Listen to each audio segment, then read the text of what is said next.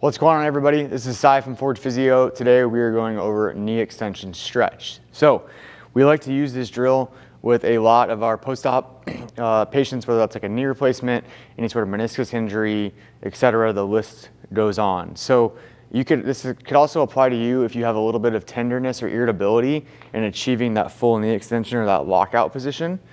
So what we like to do is we are going to stagger. So if I'm going to work on my left leg, I'm going to stagger my right foot back to where it kind of shifts my weight over to my right foot.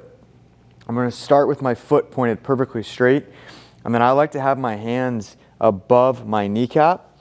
And then what I'm doing is as I bend forward, I'm shifting the weight from my back leg onto my front leg. And I'm trying to push my knee into extension.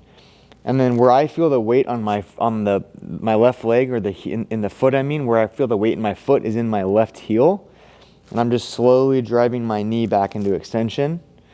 Typically we'll hold for about a 10-second count, come back off of that. Now what we can do is we can play with your foot position, which creates a rotation of like my hip joint.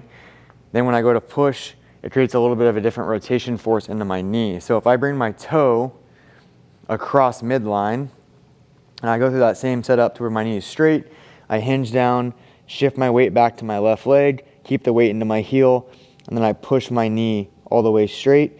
I feel a little bit of a different sensation with my stretch, and then I can also toe out and do the exact same thing to where I'm pushing through my quad above my knee, and that's also facilitating a different stretch. Now, what we did is we kept our foot flat for all three examples.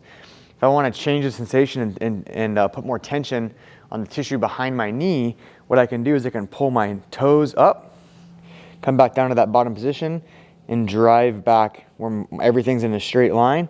And that's going to be a little bit more aggressive because I'm pulling my toes toward me, which is tensioning the tissue on the back half.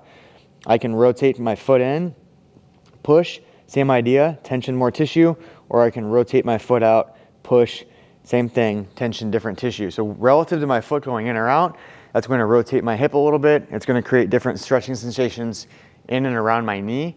My foot flat on the ground is going to be the least aggressive. Pulling my foot toward my nose is going to be more aggressive. It's going to tension more tissue. Like I said, most of the time we hold each position for 10 seconds, come out of it, kind of shake that limb out again, go back in, hold for 10 seconds. If you're someone that's coming off of a post-op situation, a lot of times we'll take those clients and we'll give them some sort of bench. They'll have like a box here and sit on the box. And then we're going to go into that stretch and we're going to hold it for a lot longer than 10 seconds because we're trying to get your nervous system to relax and let that tissue lengthen to be able to push back into extension. So it doesn't have to be done standing. That's just the easiest because it requires no equipment. And we prescribe this oftentimes throughout the day if people are feeling stiffness and irritability. So it's just really easy to be able to stop anywhere and kind of get into position and create that stretching sensation.